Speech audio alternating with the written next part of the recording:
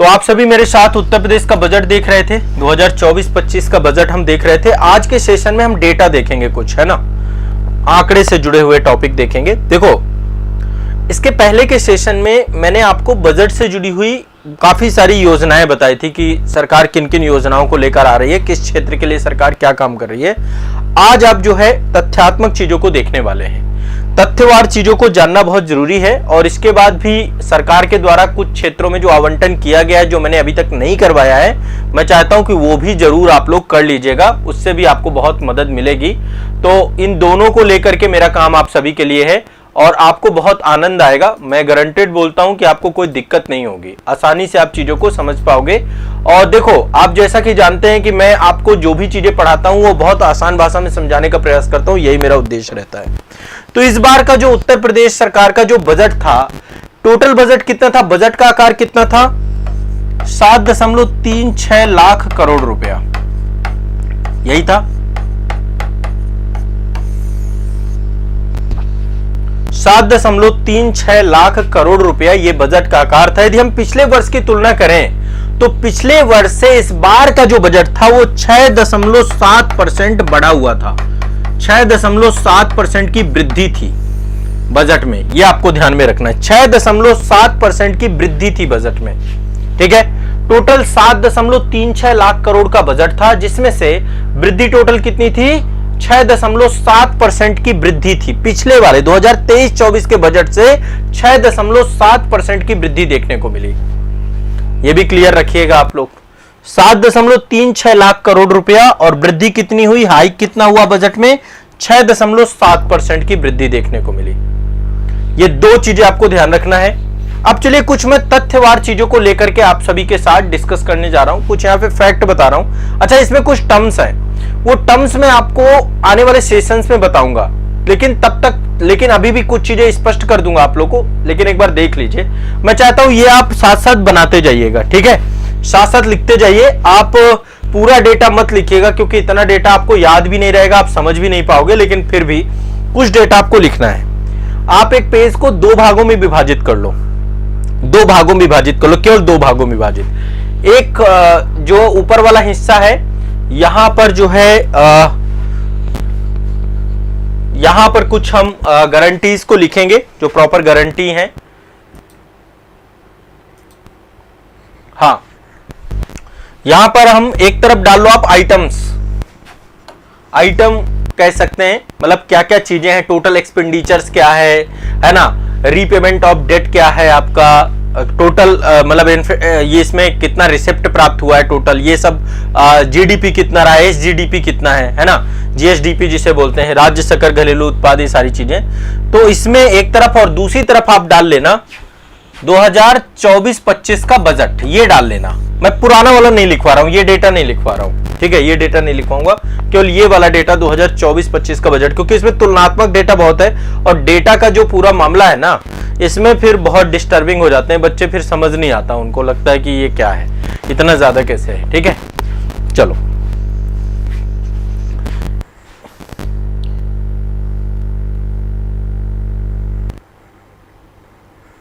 हाँ बिल्कुल, चलिए चलिए सेशन शुरू करते हैं। एक एक करके चीजों को देखते हुए चलेंगे इत्मीनान से, कोई टेंशन वाली बात नहीं है। तो यहां पे देखिए, सबसे पहले टोटल आकार कितना है बजट का, ये नंबर्स आपको मैंने लिखवाए भी थे।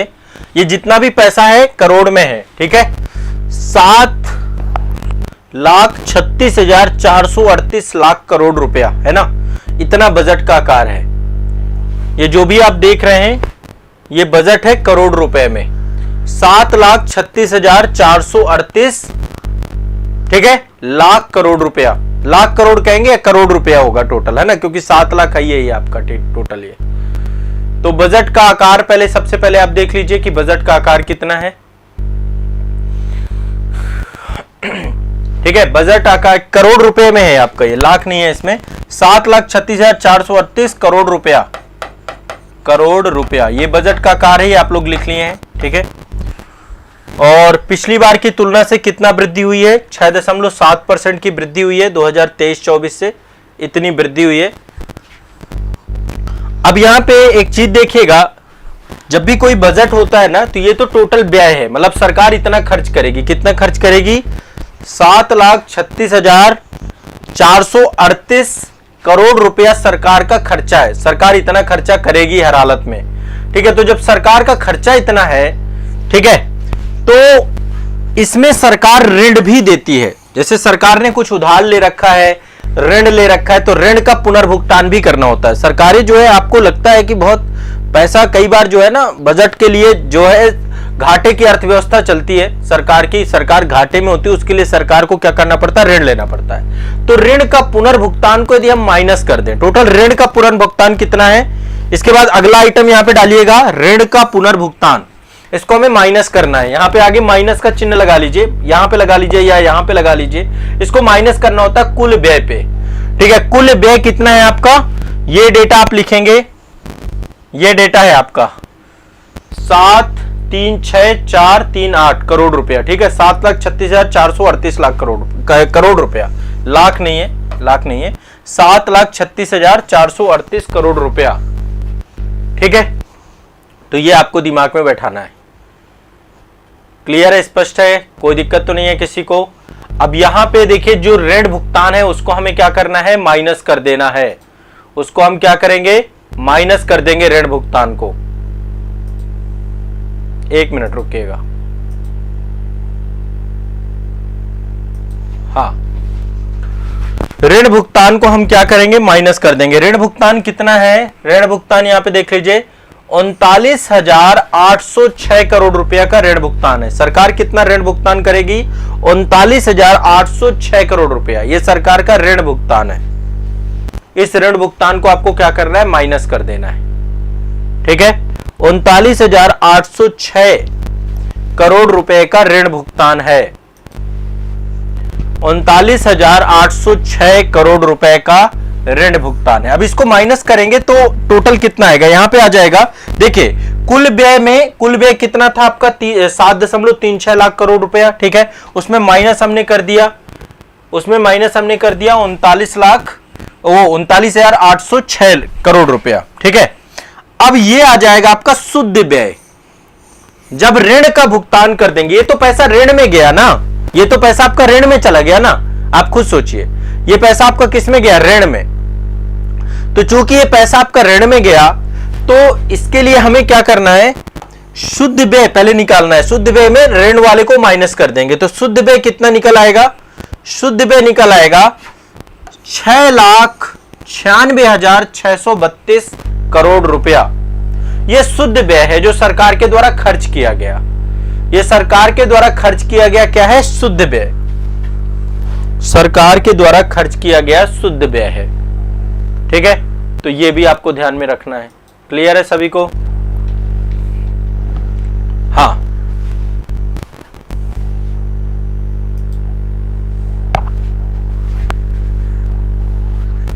मुझे एक प्रॉब्लम आ रही है, कैमरे में ही इशू आ रहा है, थोड़ा सा रुक जाइए, ठीक। तो ये शुद्ध व्यय है आपका, ठीक है। अब शुद्ध व्यय के बाद अगला जो है, यहां पे कुल प्राप्तियां कितनी है, सरकार को पैसा, कुल प्राप्तियां कहां कितनी है, ठीक है।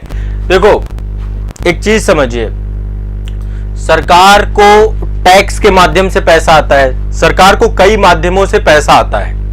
सबसे पहली बात, सरकार को केंद्रीय कर से भी मिलता है, जो आपका केंद्रीय कर है, सेंट्रल गवर्नमेंट के द्वारा भी जो है एक हिस्सा दिया जाता है। राज्य का अपना कर भी होता है, ठीक है, राज्य का अपना राजस्व भी होता है, मैं अभी बता दूंगा कितना है। केंद्रीय अनुदान भी होता है, केंद्रीय कर भी होता है। इसके बाद गैर कर राजस्व भी होते हैं, सार्वजनिक ऋण भी सरकार लेती है, कई बार जो है ऋण और अग्रिम वसूली भी पैसा लेती है। इसके बाद सार्वजनिक लेखा प्राप्ति भी सरकार प्राप्त करती है। तो ये कई जगहों से पैसा आता है सरकार के पास। अभी मैं लिखवा दूंगा कि राज्य सरकार के पास पैसा कैसे आता है। पैसा जाता कहां है, कई जगह चीजों पे पैसा जाता है, जैसे कर्ज अदायगी, सरकार ने जो कर्ज ले रखा है उस पे। इसके बाद सरकार वेतन देती है ना, उस पे जाता है सरकार का पैसा। ब्याज का भुगतान करती है, जो भी ऋण, एक तो मूलधन देना है, दूसरा उसका ब्याज भी देना है, साथ साथ स्थानीय निकायों को भी देना पड़ता है, जो लोकल सेल्फ गवर्नेंस है उनको भी पैसा देना पड़ता है। सरकार कई जगह पे सब्सिडी भी देती है। कई सारे कैपिटल एक्सपेंडिचर भी होते हैं, जो जैसे सड़क बनवानी है, रोड बनवानी, इन सब पे भी सरकार पैसा खर्च करती है। तो सरकार कई जगह पैसा खर्च करती है, वो मैं आपको भी लिखवा दूंगा, पैसा आता कहां से और पैसा जाता कहां है, ठीक है। निधि का प्रवाह क्या होता है और कितना कितना परसेंट रहा इस बार, वो भी मैं आपको यहां पर बता दूंगा कि सरकार को पैसा कहां से मिला और सरकार ने पैसा कहां से खर्च किया। तो पहले ये तो स्पष्ट हो गया ना कि कुल व्यय कितना है, 7.36 लाख करोड़ रुपया, ठीक है, कुल व्यय, ठीक है। और उसमें आपने ऋण का पुनर्भुगतान कर दिया कि सरकार ने ऋण कितना दे दिया, इसको माइनस कर दे तो ये आ गया शुद्ध व्यय कि सरकार ने शुद्ध। अब टोटल प्राप्तियां, सरकार को पैसा मिला कितना, ठीक है, टोटल प्राप्तियां लिख लीजिए। टोटल प्राप्तियां सरकार को मिली कितनी, 7,21,334। वैसे ये वाली इमेज मैं आपको भिजवा दूंगा,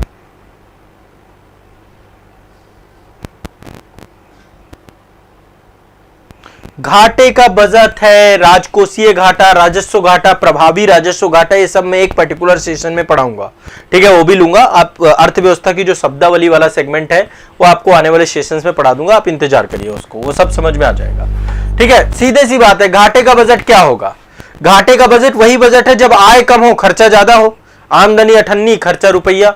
तो आप खुद सोचो ना, आपके पास 100 रुपए हैं, ठीक है, मान लीजिए आपकी इनकम 100 रुपए है और आप खर्चा कर रहे हैं 105 रुपए, तो 5 रुपए आप किसी से कर्जा लेके कर रहे हैं, सीधी सी बात है। चाहे आप बैंक से कर्जा लें या किसी मित्र से कर्जा लें या किसी कहीं से भी कर्जा लें, तो आप घाटे में चल रहे हैं ना। जब आप कर्जा लेके काम करना चालू कर देते हैं तो आप घाटे में आ जाते हैं। किस में आ जाते हैं, घाटे में, सीधी सी बात है, इसमें ज्यादा सोचना नहीं है इसमें, ठीक है, इतना ज्यादा दिमाग नहीं लगाना आपको। तो ऋण का पुनर्भुगतान, शुद्ध व्यय, कुल प्राप्तियां, ठीक है, कुल प्राप्तियां कितनी है, 7,21,334 करोड़ रुपए, 7,21,334 करोड़ रुपए कुल प्राप्तियां हैं। इसके बाद है उधार। अब देखो सरकार क्या करती है, इसमें से कुल प्राप्तियों में कुछ पैसा उधार में लेती है। टोटल प्राप्तियां तो मैंने आपको बता दिया कि टोटल 7,21,334 करोड़ रुपया सरकार जो है टोटल पैसा ले रही है, प्राप्त कर रही है, ठीक है। लेकिन इसमें उधारी कितनी ले ली सरकार ने, उधारी ले ली 1,11,233 करोड़ रुपया। देखो बजट की ये नंबर सी ना बहुत कंफ्यूज करते हैं।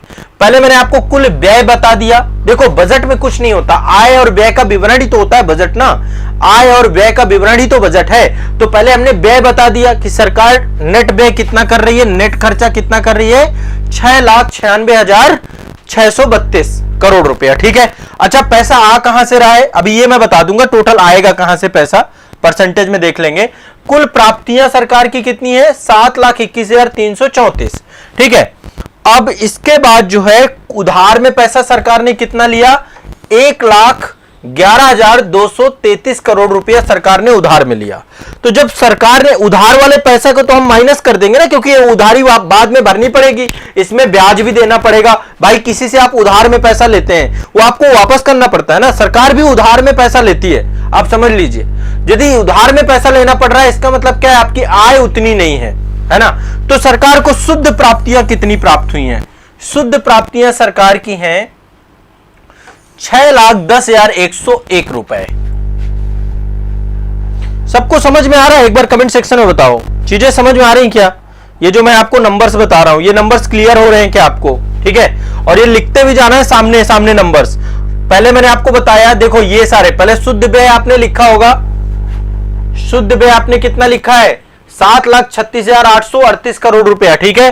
फिर ऋण का भुगतान सरकार ने किया है 39,806 करोड़ रुपया।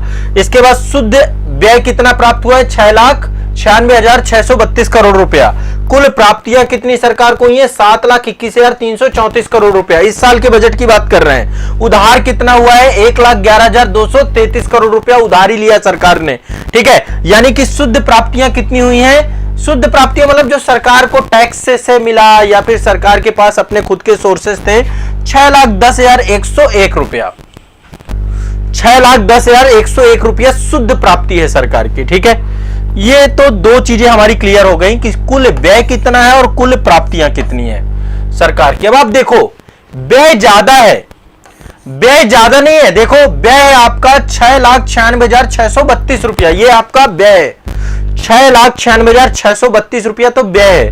प्राप्ति कितनी हो रही है? 6,10,101 रुपया, यानी कि ये घाटे की अर्थव्यवस्था बन रही है आपकी। क्या बन रही है आपकी? घाटे की अर्थव्यवस्था। कैसे? सरकार को इतना घाटा हो रहा है, ये पैसा नहीं है सरकार के पास, इसको हम क्या बोलते हैं? राजकोषीय घाटा। सरकार के पास राजकोषीय घाटा कितना है? 86,531 रुपया। 31 नहीं है, करोड़। ये रुक जाओ, माफ करो, यहां पे सब पे करोड़ लिखना है, करोड़ में है पैसा पूरा, सब करोड़ में है जितना भी है, 86,531 करोड़ रुपया। ठीक है, थोड़ा सा करोड़ में गड़बड़ हुआ है, वो आप सही कर लीजिएगा, सब में करोड़ है आपका। ठीक है, सब में करोड़ रुपया है, 86,531 करोड़ रुपया।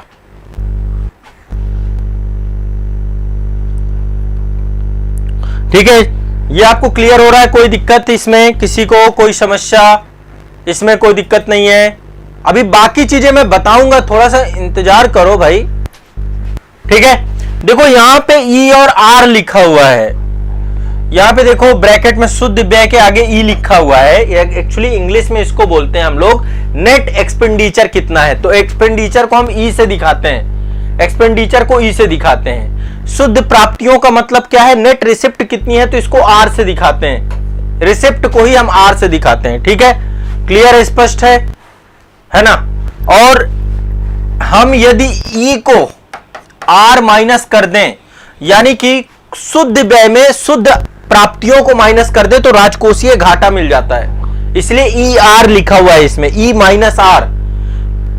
फिजिकल डिफिसिट बोलते हैं इसको, राजकोषीय घाटा को। तो राजकोषीय घाटा कितना निकल के आया? 86,531 करोड़ रुपया, ये राजकोषीय घाटा निकल के आया आप लोग का। अब एक बार थोड़ा सा जीडीपी पे चलते हैं, अभी जीडीपी पे चलते हैं, देखो इससे भी क्वेश्चन आएगा आपका। हमारा जीडीपी कितना है अभी? स्टेट का जीडीपी देखो लगातार बढ़ रहा है, ये है आपका जीडीपी इस समय, लगभग 25 लाख करोड़ रुपया है आपका ये। ठीक है, 25 लाख करोड़ रुपया जीडीपी है उत्तर प्रदेश का। कहां ले जाना है अर्थव्यवस्था को? 1 ट्रिलियन इकोनॉमी में ले जाना है। अभी 4 गुना पैसा बढ़ाना है, 4 गुना बढ़ाएंगे तब जाकर के होगा, अभी 1/4 है मामला। ठीक है, इसका 4 गुना करना है तब 1 ट्रिलियन में जाएंगे। टारगेट बहुत बड़ा बना लिया है ना? उत्तर प्रदेश सरकार भी आईएएस बनने का टारगेट बना ली है, तो एक बहुत बड़ा टारगेट है, बट इसको अचीव कर पाएंगे। मैंने आपको 1 ट्रिलियन इकोनॉमी वाले चैप्टर में पढ़ाया है बहुत सारी चीजें, वो वाला क्लास हमारी हो गई 1 ट्रिलियन वाली। ठीक है, आर का मतलब समझ गया, टोटल रिसिप्ट में आर लिखा होगा और टोटल एक्सपेंडिचर जो नेट एक्सपेंडिचर है उस पे ई लिखा है। तो यदि हमें फिजिकल डिफिसिट निकालना है तो हमें क्या करना है? ई में, व्यय में प्राप्तियों को माइनस कर देना है। तो व्यय ज्यादा है, आपको खुद पता है, तो फिर क्या होगा? फिजिकल डिफिसिट होगा। तो ये हमारी अर्थव्यवस्था का आकार है। जीडीपी हमारी कितनी है? अब आप यदि देखो तो आपका जो जीडीपी है, इस जीडीपी का ये फिजिकल डिफिसिट जो आपका है, ये कितना है? 3.46% है आपका फिजिकल डिफिसिट। टोटल जीडीपी का 3.46% हिस्सा है आपका। बताइए, टोटल जीडीपी का 3.46% आपका टोटल फिजिकल डिफिसिट है। यह भी आपको दिमाग में बैठा के रखना है। सभी को क्लियर है ये? किसी को दिक्कत तो नहीं है? इतना समझ में आ रहा है क्या? यदि इतना समझ में आ रहा है तो धीरे धीरे सब समझ में आएगा। ठीक है, इतना समझ में आ रहा है तो धीरे धीरे सब समझ में आएगा, आपको अर्थव्यवस्था का रूप आपको दिखेगा। ठीक है, राजकोषीय घाटा हमारा कितना है? 3.46%, 86,531 करोड़ टोटल जीडीपी का 3.46% है आपका। ये आपका है 3.46% आपका राजकोषीय घाटा। अनुमान थोड़ा ज्यादा का लगाया गया था, अनुमान लगाया गया था 3.4849 का, लेकिन थोड़ा सा कम है, 0.03% कम है। हाँ, ये डेटा क्लियर है ना? सब लोग कमेंट किया करो भाई, देखो जितने लोग क्लास किया करो ना, क्लास में फिर कमेंट सारे लोग किया करो, है ना? सब लोग चैट वाले सेक्शन पे बताओ कि कम से कम आपको समझ में आ रहा है, नहीं आ रहा है, नहीं समझ में आया फिर मुझे कैसे पता चलेगा कि मैं यहां से आपको बता रहा हूं? बताओ, मुझे तो फिर समझ ही नहीं आएगा ना, पता ही नहीं चलेगा ना भाई आपके दिमाग में क्या चल रहा है।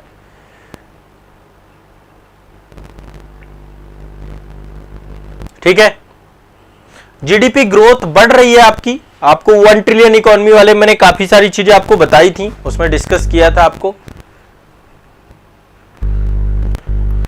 तो लगभग 25 लाख करोड़ की जीडीपी हमारी पहुंच चुकी है अभी। हाँ, ये तो कुछ डेटा था जो आपको जानना था, ये पूरा डेटा मैंने आपको बताया।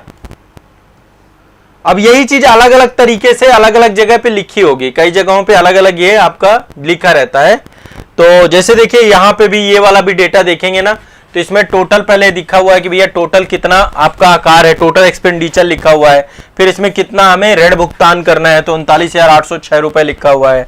तो इसका मतलब नेट एक्सपेंडिचर यानी ई कितना निकल के आया, 6,96,632। ठीक है, फिर इसके बाद टोटल रिसिप्ट कितनी है, टोटल रिसिप्ट हमने यहाँ पे लिख ली, टोटल रिसिप्ट है हमारी 7,21,334 करोड़ रुपया। इसके बाद उनमें से हम कितना उधार में खरीद रहे हैं, उधार ले रहे हैं, तो 1,11,233 करोड़ रुपया उधार ले रहे हैं। ठीक है, तो यानी कि हमारे पास जो है नेट रिसिप्ट कितनी निकल के आई, 6,10,101 रुपए। ठीक है, ये करोड़ रुपए, 6,10,101 करोड़ रुपया। तो यानी कि फिजिकल डेफिसिट कितना निकल के आया, यदि हम ई माइनस आर कर देते हैं तो ये निकल के आया आपका 86,531 करोड़ रुपया, 86,531 करोड़ रुपया। बताओ इसमें है क्या, बताओ। और यदि हम जीडीपी के परसेंटेज के हिसाब से देखें तो आपका ये पूरा का पूरा निकल के आ रहा है 3.46%। यही एग्जाम में, ये तो प्रीलिम्स बीओ पॉइंट से आपसे पूछ लिया जाएगा।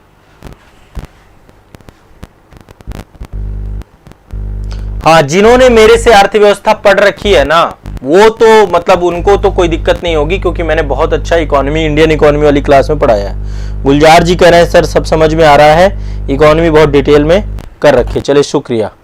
सानू जी कह रहे हैं सर ये करते हैं बट सोचते हैं कि आप सोचेंगे पढ़ाई पर। नहीं नहीं, कोई बात नहीं, कमेंट करिए तो मुझे पता चलेगा ना, जहां पे मैं आपसे बोलूं, मैं तो जानने के लिए, फीडबैक जानने के लिए कमेंट आपसे करवाता हूं ना, तो भी तो मुझे पता चल जाएगा ना।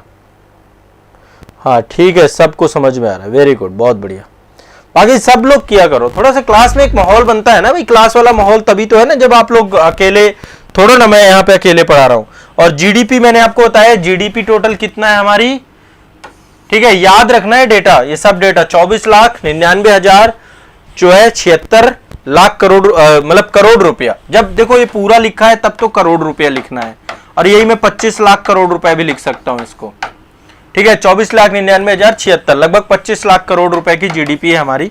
तो इसका टोटल फिजिकल डेफिसिट कितना है आपका, 3.46% आपका है। ठीक है, अब मैं यहां पे ये जो आपका 2023, ये मैं आपकी इमेज आपको बैच के अंदर अवेलेबल करा दूंगा, इमेज ये वाली आ जाएगी, आप एक बार इससे कंपेयर कर लेना, बाकियों से कंपेयर करके पूरा डेटा दिया हुआ इसी तरीके से पूरा डेटा है। अनुमानित थी 3.49% 2023-24 में, इस बार थोड़ा सा कम है आपकी, बस ये है। और ये जीडीपी का रूप देखो हर साल बढ़ता चला गया है, थोड़ा सा 2000 ये कोविड के कारण से 2023-24 में आपकी जीडीपी थोड़ा कम हुई है, लेकिन ओवरऑल 2024 में बेहतर परफॉर्मेंस था आपका जीडीपी का। ठीक है, लगातार बढ़ रही है, कभी 10% की ग्रोथ दे रही है, कभी 8% की ग्रोथ दे रही है। तो इस रूप में जीडीपी स्टेट की बहुत तेजी से ग्रो कर रही है हमारी। ठीक है,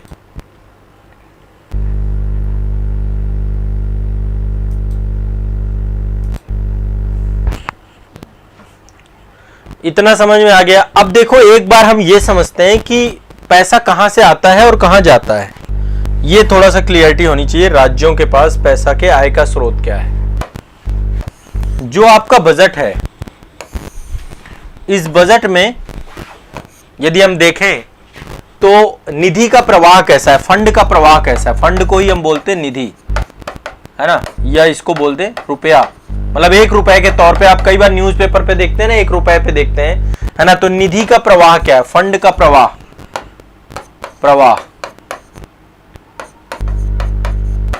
फंड का प्रवाह। कैसे फंड आता है?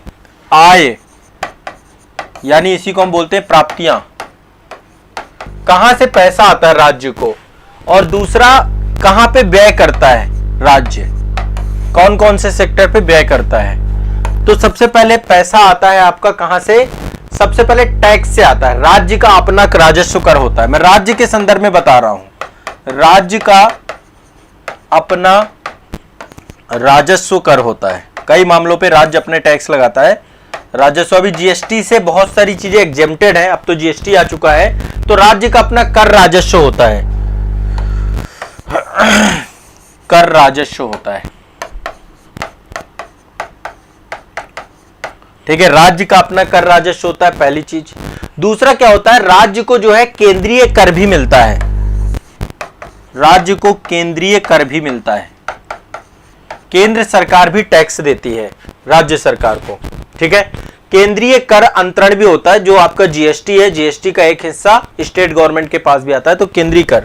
इसके अलावा केंद्रीय कर अंतरण और वित्त आयोग के द्वारा एक परसेंटेज बनाया जाता है आपका। तीसरा, केंद्र सरकार अनुदान भी देती है, केंद्रीय अनुदान भी मिलता है राज्यों को। केंद्रीय अनुदान यानी केंद्रीय अनुदान सहायता भी मिलती है। आय के स्रोत क्या होते हैं? चौथे नंबर पे यहां पे है आपका सार्वजनिक ऋण प्राप्तियां। सरकार के पास एक चीज और लिख लो, गैर राजस्व कर भी होता है, गैर कर राजस्व, गैर कर राजस्व। अब किसमें क्या आता है ये मैं एक बार शब्दावलियों वाला सेगमेंट जब पढ़ाऊंगा तब उसमें मैं आपको स्पष्ट कर दूंगा सारी चीजों को, तब तक के लिए इंतजार करिए। अगला है आपका सार्वजनिक ऋण प्राप्तियां।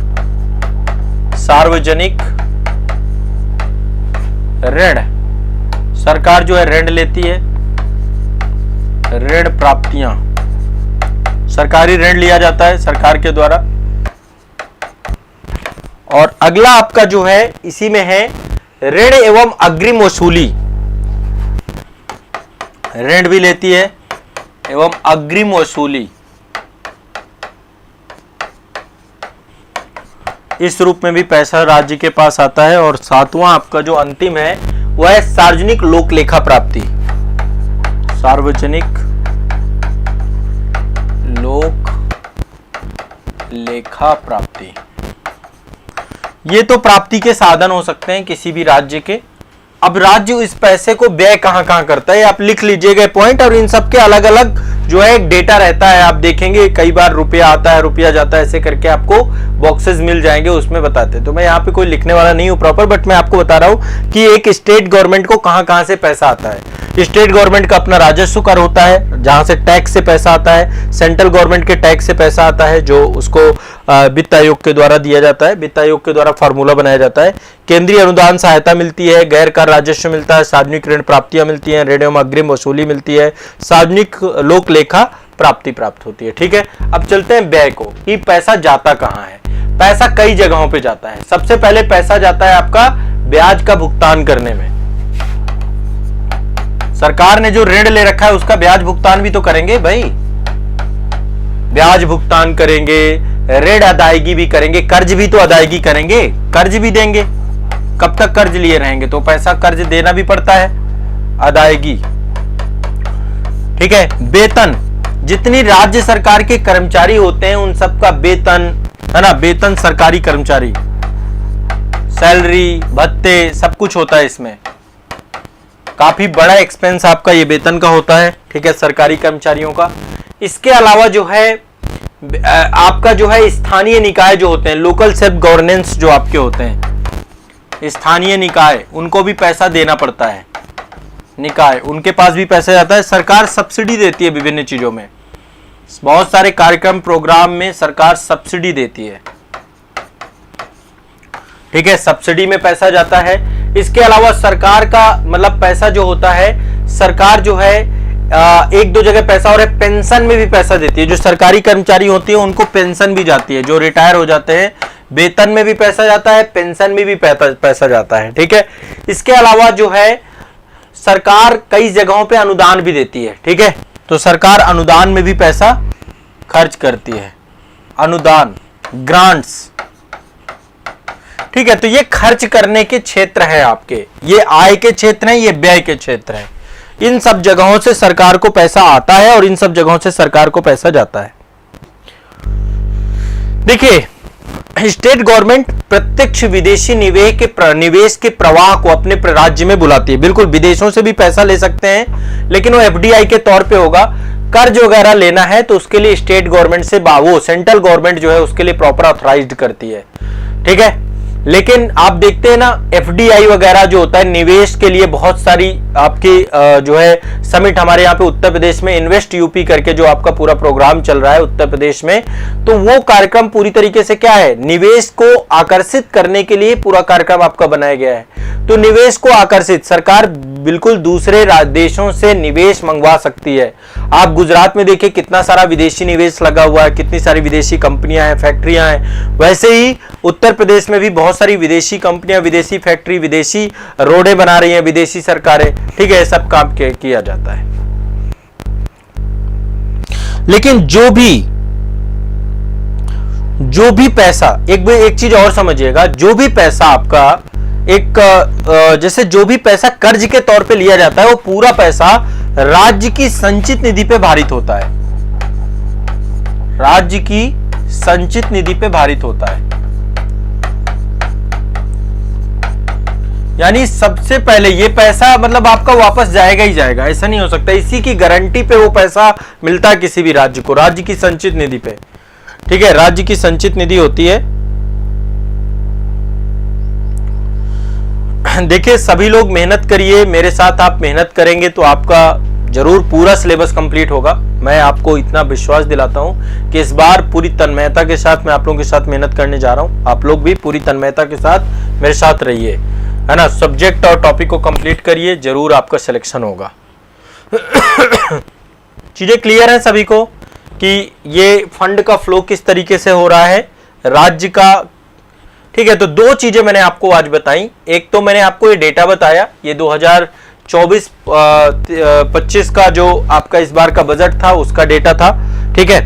और ये वाली पीडीएफ में ये वाली आपको वो दे दूंगा, ठीक है, ये वाली जो फाइल है वो आपको अवेलेबल करा दूंगा, और बजट की भी फाइल मैं पीडीएफ वगैरह आपको अवेलेबल करा दूंगा। बैच के अंदर आ जाएगी आपकी, बैच में आपको ये अवेलेबल मिलेगी, तो वहां से आप लोग एक बार देख लीजिएगा। बाकी इंटरनेट में भी पड़ी हुई है, इंटरनेट से भी आप देख सकते हैं।